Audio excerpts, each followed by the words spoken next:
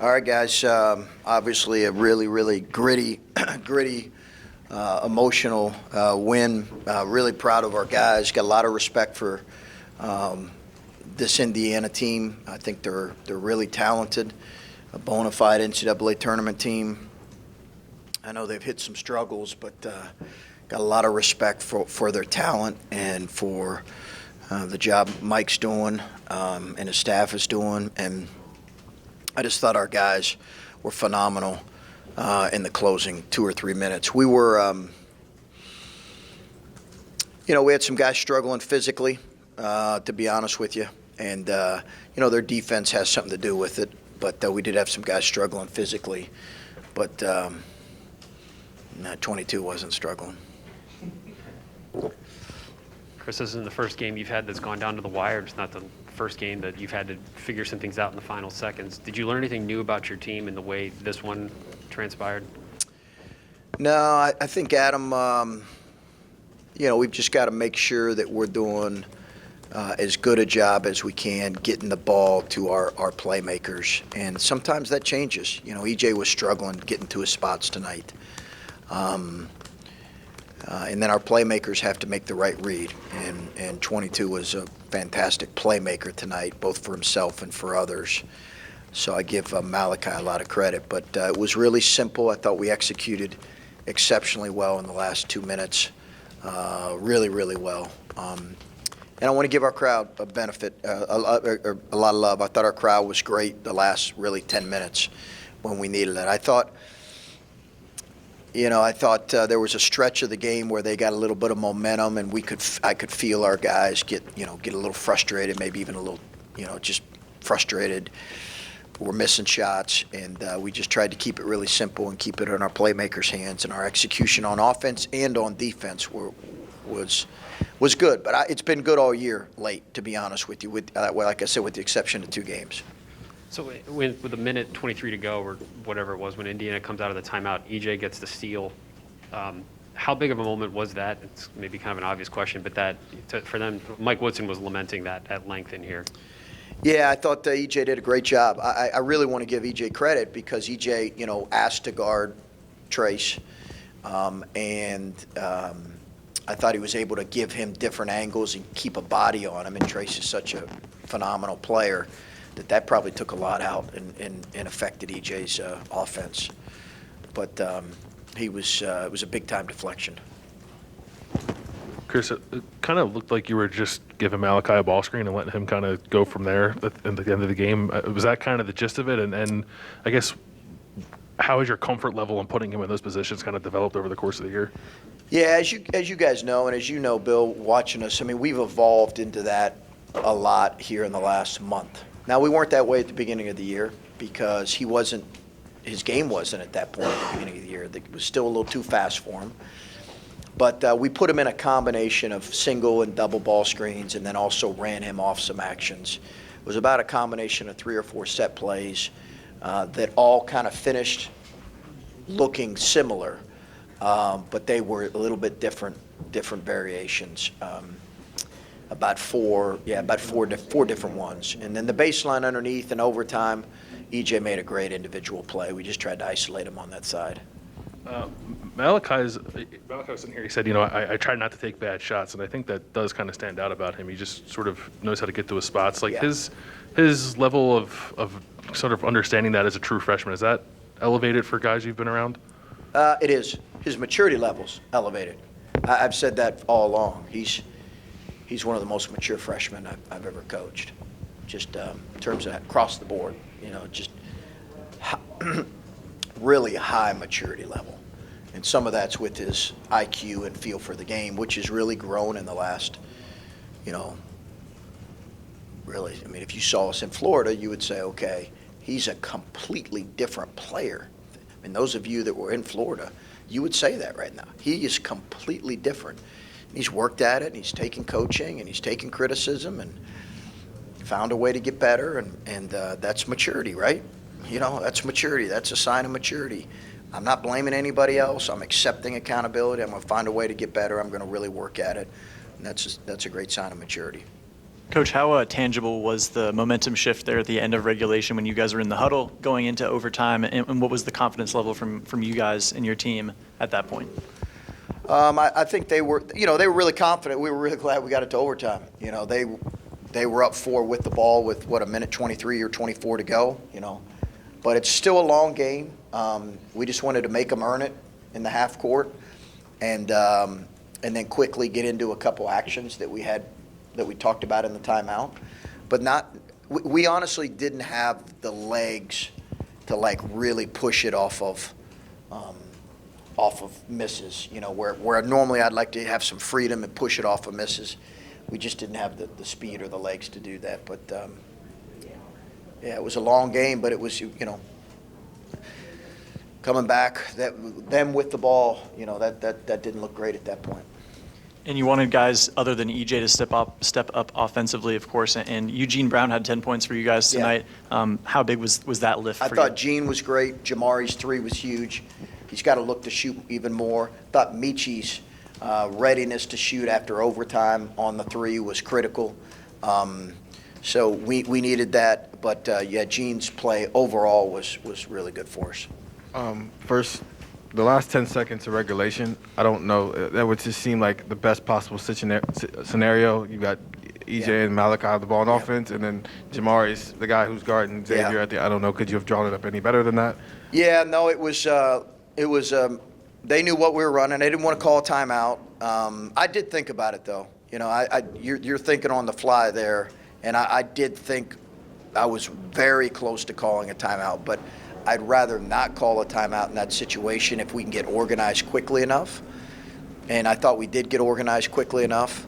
And I didn't love our defensive thrust after our make, but I thought Jamari was really good on the ball. I just thought our awareness could have been a little bit better.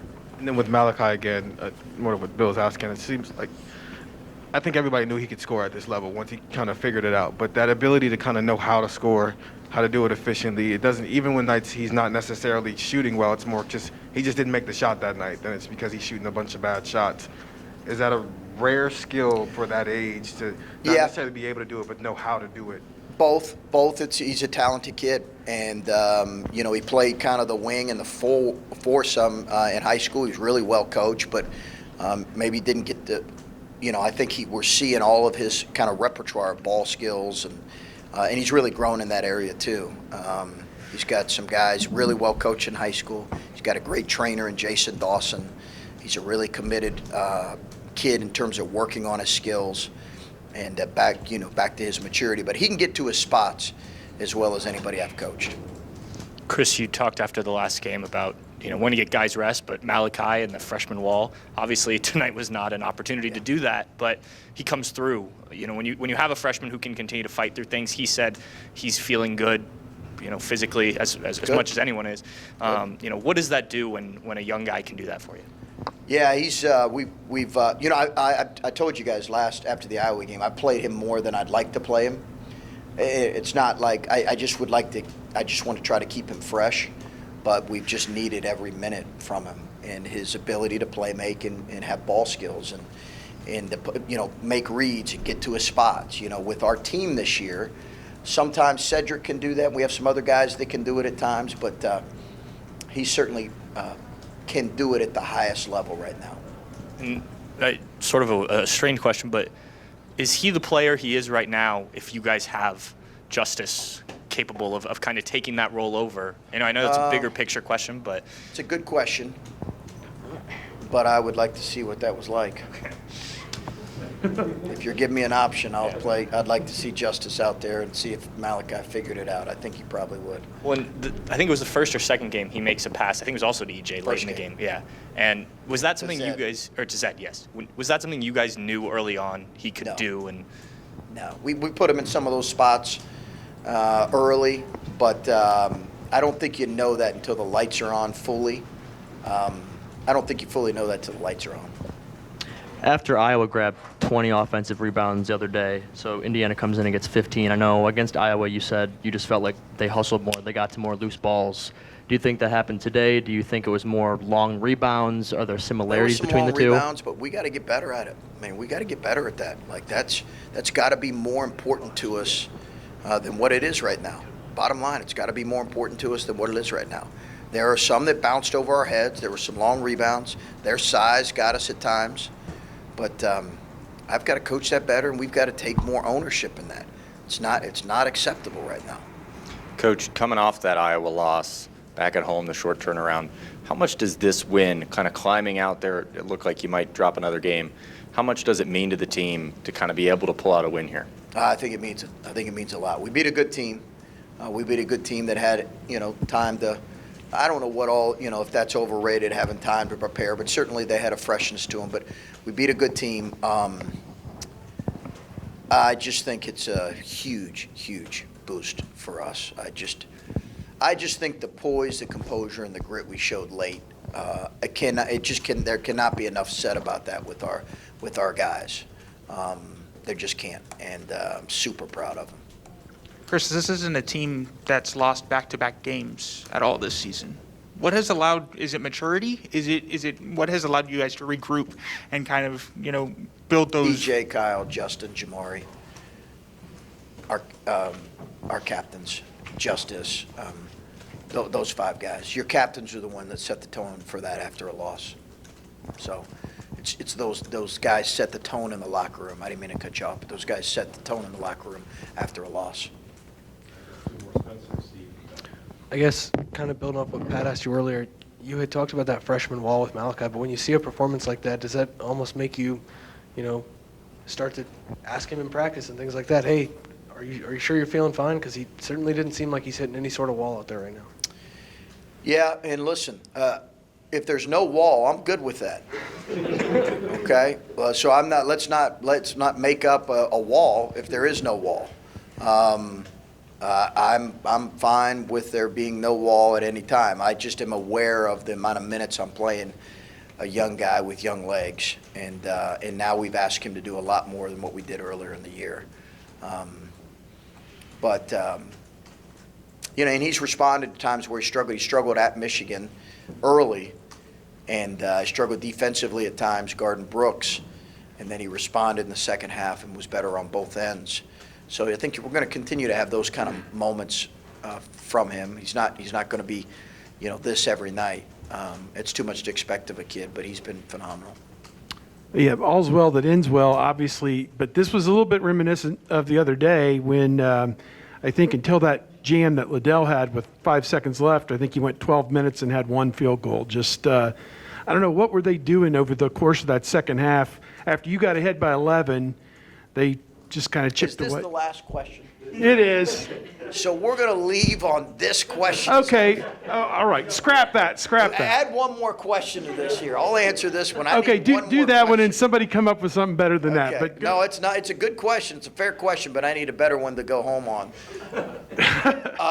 Yeah, I'd have to look at it. Steve. I don't know. I'd have to, I think we missed some shots. I think we didn't play with quite enough force. But they're a good defensive team, so give them credit. They're a really good defensive team. But I did not love our execution and our pace during that stretch. So I'd have to look at it. I just did not love I didn't love our execution and pace. I thought we missed some open looks, and give their defense credit.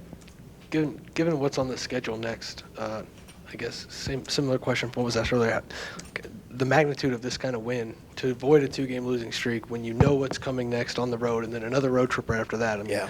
To get this one, looking forward, I guess, what do you Yeah, you know what? I think I try not to do that because you can drive yourself crazy. I mean, I'll just be spinning in my office and, immediately think of worst case scenarios and 5-game losing streaks. And, I think as much as anything, I have about 6 things that I write on my notes every game, okay? And they are things that are really, really important to me in life and in coaching. And staying in the moment is certainly one of them. I have something that I say that just tries to remind me to stay as present as possible. So this win was important. But I try not to look too far ahead, and we didn't wallow in the loss on Saturday either. You can't in this league. You got to move forward. All right, thanks, guys.